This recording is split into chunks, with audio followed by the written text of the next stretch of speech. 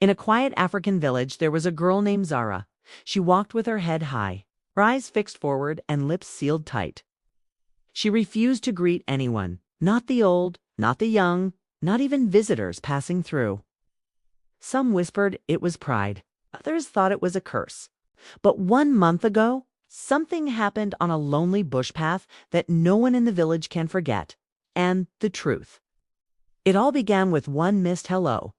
What could possibly go so wrong from silence? Could arrogance really invite danger, or was Zara carrying a secret too heavy to share? This is not just a folk tale. It's a mirror. And once you hear it, you'll never look at a simple greeting the same way again. Before we dive deeper into this haunting tale, make sure you hit that like button, subscribe for more African folk tales, and share this story with someone who needs to hear it. Trust me, you don't want them to miss this one. In every African village, there are rules that live deeper than laws. Some are spoken, others are carried in silence. One of those rules is simple. Respect begins with greeting. A good morning to your elder, a hello to your neighbor, a smile to a stranger passing by. It costs nothing, yet it opens doors, builds trust, and keeps a village heart beating in unity. But in this small, sun-baked village, there was one girl who broke that rule every single day. Her name was Zara. Zara was young, beautiful, in her own sharp way, but she carried herself with a pride that unsettled people. She would walk past the elders seated under the baobab tree without a word. When children ran to greet her, she would tighten her lips and keep moving. Even when strangers greeted her kindly on the road, Zara's silence was like a wall of stone. At first, the villagers thought maybe she was shy. But shyness is gentle. Zara's silence was not. It was cold, almost deliberate.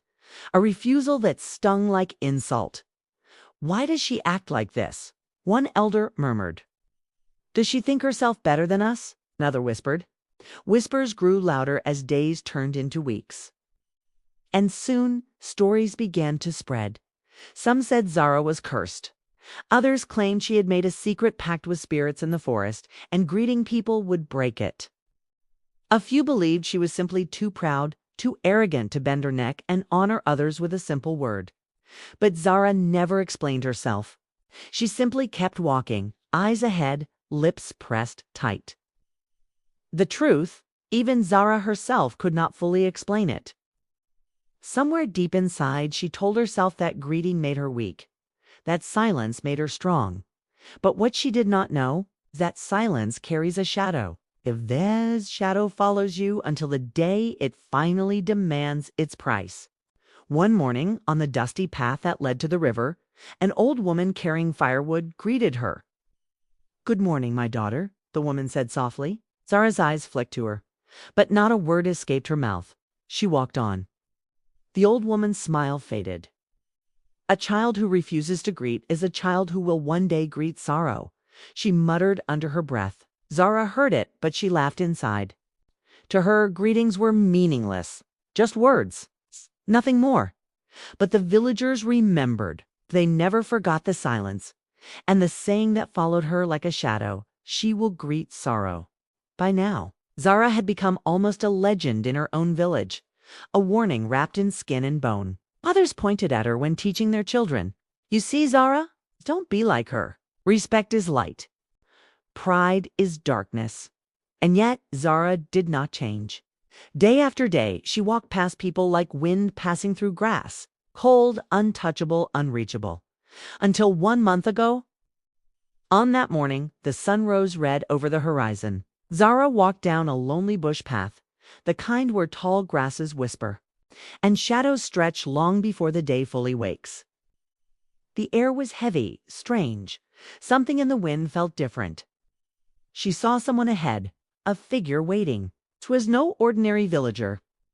And in that moment, Zara's silence, her greatest shield, became the very thing that betrayed her. The path to the river was usually peaceful. The smell of wet earth, the songs of birds, and the soft crunch of footsteps on dry soil. But that morning, something was wrong. Zara felt it before she saw it. The air felt thick, as if the wind itself held its breath. The grasses along the path bent strangely, though no breeze moved them. Then she saw her. An old woman stood in the middle of the path, dressed in tattered cloth, her hair wild and white, her back bent under unseen years. In her hand was a crooked stick, and her eyes. Her eyes glowed faintly, like embers that refused to die. "Good morning, my daughter," the old woman said, her voice calm, steady, almost kind. Zara stopped. She had been greeted. Again. And like always, she did what she had always done. She pressed her lips, lifted her chin, and walked past without a word. But this time, she didn't pass. Her feet froze. It was as if the ground had swallowed her ankles.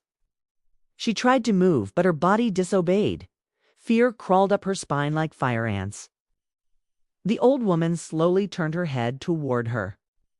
"So, you choose silence again," she whispered. Zara's mouth opened, but no sound came. The woman stepped closer, her stick tapping the ground with every step.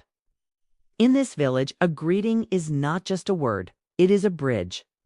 It is a light. It is life. And you, Zara, have broken every bridge, dimmed every light, rejected every life that came your way." Zara shook her head violently, trying to deny it, trying to wake from what felt like a nightmare. But the old woman's voice only grew stronger. "You refuse to greet the living, so now the silence of the spirits will greet you." Suddenly, the path darkened. Birds stopped singing. The air grew colder than night. From the tall grasses, figures began to emerge, shadowy, faceless, whispering in voices Zara could not understand. She stumbled backward, her heart pounding, her silence finally cracking into a scream. "Please, please." But it was too late. The old woman lifted her hand, and the shadows rushed forward like a river of night. Zara fell to her knees, tears streaming down her face. For the first time in her life, she begged to speak, begged to be heard, begged to give the word she had always withheld. "Good morning," she choked out, her voice trembling. The shadows stopped. The old woman tilted her head, studying her. At last, Zara's silence had broken. But the cost was written in the soil. Because when she finally found the strength to stand and run back to the village, the people who saw her gasped. Her voice was gone. She could open her mouth, but no sound came. The girl who once refused to greet anyone had now been cursed with a silence she could never escape. From that day on, she wandered the village like a ghost, her eyes filled with sorrow, her lips moving but never making a sound. And every child who saw her learned a lesson carved deeper than stone. A greeting is not just a word, it is a shield. It is respect, it is life. Zara had refused to greet anyone. And in the end, silence greeted her forever. Thank you for walking with us through this tale. If this story touched you, share it with someone today. Because sometimes the lesson isn't just for us, it's for those we love.